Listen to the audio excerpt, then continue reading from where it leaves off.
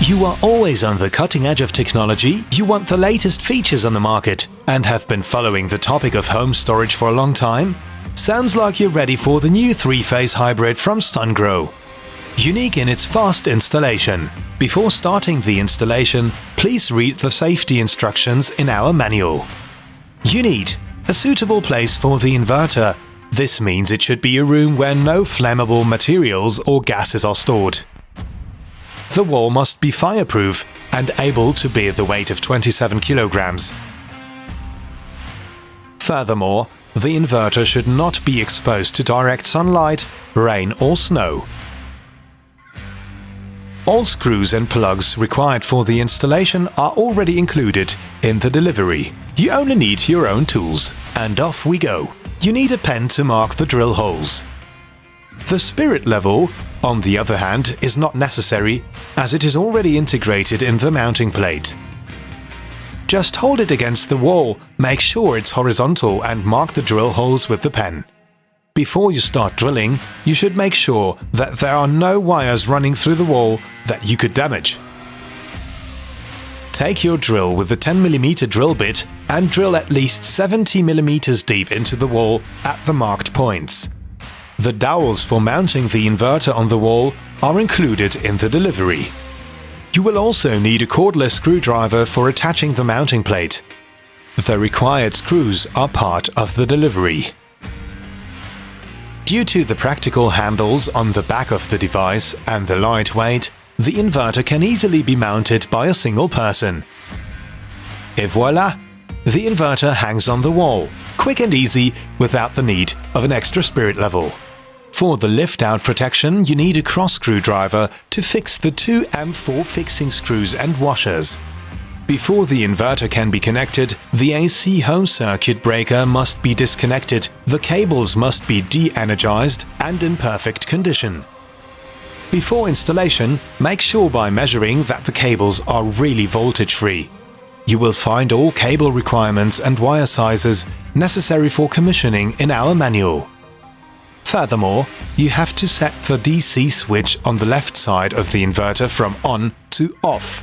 Now let's continue with the installation. In the first step, you have to connect the inverter to ground. There are two PE connections, one at the bottom and one on the right side of the inverter. At least one of them has to be connected to the general grounding of the house. We start with the AC plug. Because of our handy plugs, you don't have to open the inverter for installation. Simply pull the cable through the individual components of the plug and then screw them together with M4 screws.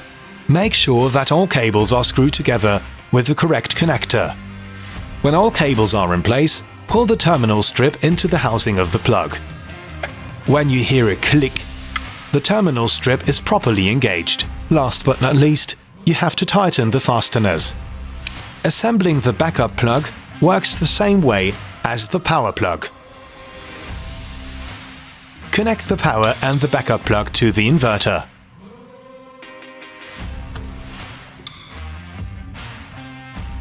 Now let's take a look at the DC connector. After stripping the insulation, you have to attach a crimp contact. For this, you have to check the polarity, because each pole has different terminals that need to be crimped. The polarity is marked on the inverter. Then push the cable into the insulating sleeve until it snaps into place. Screw it, and that's it. Check again that the polarity corresponds to the imprint. The finished plugs only fit to the appropriate connections. SunClicks connectors are used to connect the battery. Pay attention to the correct polarity, this is marked on the inverter. First, insert the cable until resistance is felt. Now the cable is fixed to the connector by pushing down the spring. A clear click can be heard when it clicks into place. Tighten the plug. Plug it in. That's it. Now only the communication plug is missing. The smart meter, the battery and the heat pump, for example, are controlled via the communication interfaces. Remove approximately 4 to 5 centimeters of the cable sheath of the communication cables. Then strip approximately 5 to 7 millimeters of the inner cables. If necessary, you may have to fit the cables with end sleeves before you push them into the plug. At the bottom of the inverter, above the connector for the communication plug, you will find a table with information about which cable has to be plugged into which port. The smart meter is connected to the ports A2 and B2. If you also want to connect a battery, you need to pay attention which communication interfaces have to be used, as it depends on the battery manufacturer. The Sungrow battery is connected to the BMS CAN interface. You may find a detailed installation video for our battery on our YouTube channel. The BYD battery is connected to the BMS CAN interface as well. Plug everything together, screw it, and plug it in. To enable the inverter to use all functions, the smart energy meter must be connected. This is mounted on a DIN rail and then connected to the power cable. The power goes into the meter at the bottom and comes out at the top. The meter cable has already been connected to the inverter via the communication plug. Now it must be connected to the smart energy meter. For this, you have to connect the cable to pins 24 and 25. For commissioning, you have to connect the new YNET module. It combines Ethernet and Wi-Fi in one port and is part of the delivery scope. If you want to use Ethernet, simply unscrew the swivel nut from the YNET S and thread the network cable through it. Insert the RJ45 plug into the plug connector until you hear a click. Screw everything together and plug the device in.